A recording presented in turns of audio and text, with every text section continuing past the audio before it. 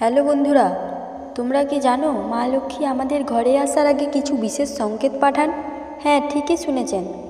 জ্যোতিষশাস্ত্র অনুসারে যখন আমাদের জীবনে সুখ, শান্তি ও সম্পদের দরজা খুলে চলেছে, তখন মা লক্ষ্মী আগেভাগেই কিছু ইঙ্গিত দেন। যদি তোমার হঠাৎ ঘুম থেকে উঠে শাঁখের আওয়াজ শুনতে পাও বা সকালে কাউকে ঘর ঝাড় দিতে দেখেন, সাবধান, এগুলো সাধারণ ঘটনা নয়, এগুলোই হতে পারে মা লক্ষ্মীর আগমনের সংকেত। আজকের এই ভিডিওটিতে আমি বলবো মা লক্ষ্মী ঘরে আসার আগে কোন 5টি সংকেত দেয় আর কিভাবে বুঝবে তোমার ঘরে লক্ষ্মী আশীর্বাদ নেমে আসছে। তাই ভিডিওটা একদম শেষ পর্যন্ত দেখুন, কারণ শেষের টিপস বদলে দিতে পারে আপনার ভাগ্য। 1. শাঁখের আওয়াজ। প্রথম সংকেত হলো শাঁখের আওয়াজ। ধর্মগ্রন্থে বলা আছে, শাঁখের ধ্বনি যেখানে শোনা যায় সেখানে মা লক্ষ্মীর আশীর্বাদ থাকে। যদি সকালে ঘুম থেকে উঠে হঠাৎ শাঁখের আওয়াজ শুনতে পান, তাহলে বুঝবেন মা লক্ষ্মী আপনার ঘরে আসার প্রস্তুতি নিচ্ছেন। এই শব্দ ঘর থেকে নেতিবাচক শক্তি দূর করে আর নিয়ে আসে সৌভাগ্য। 2. ঝাঁট বা ঝাড়ু। দ্বিতীয় সংকেত হলো ঝাঁট। ঝাঁট মানেই পরিষ্কার পরিচ্ছন্নতা, আর মা লক্ষ্মী সবসময় পরিষ্কার পরিচ্ছন্নতায় থাকতে ভালোবাসে। যদি সকালে দেখেন কেউ ঘর ঝাঁট দিচ্ছে বা আপনি নিজে পরিষ্কার করছেন, এটা শুভ লক্ষণ।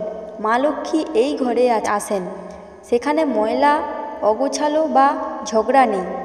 3. খাবার ও অন্ন। তৃতীয় সংকেত হলো খাবার বা অন্ন।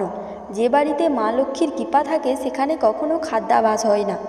যদি তোমার বাড়িতে খাবারের অপচয় না হয় কিংবা সবসময় রান্নার সুন্দর গন্ধ থাকে, তাহলে বুঝবেন মা লক্ষ্মীর আশীর্বাদ তোমার ঘরে প্রবেশ করেছে। শাস্ত্রে বলা আছে, খাবার নষ্ট করলে লক্ষ্মী দূরে সরে যায়। 4. পেঁচা দেখা। চতুর্থ সংকেত হলো পেঁচা।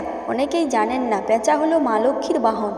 তাই যদি হঠাৎ বাড়ির আশেপাশে পেঁচা দেখতে পান বা তার আওয়াজ শুনতে পান, সেটা খুবই শুভ লক্ষণ।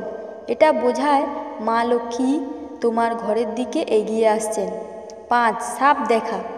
পঞ্চম সংকেত হলো সাপ। অনেকে সাপকে ভয় পায়, কিন্তু শাস্ত্রে বলা আছে স্বপ্নে বা বাস্তবে সাপ দেখা শুভ সংকেত।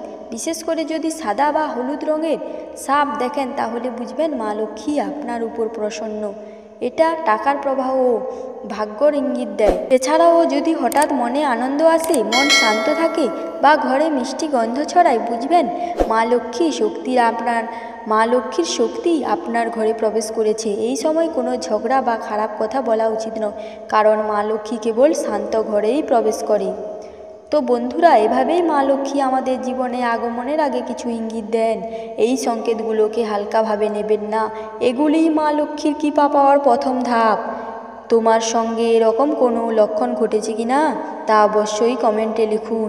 ভিডিওটি ভালো লাগলে লাইক দিন, শেয়ার করুন আর সাবস্ক্রাইব করুন।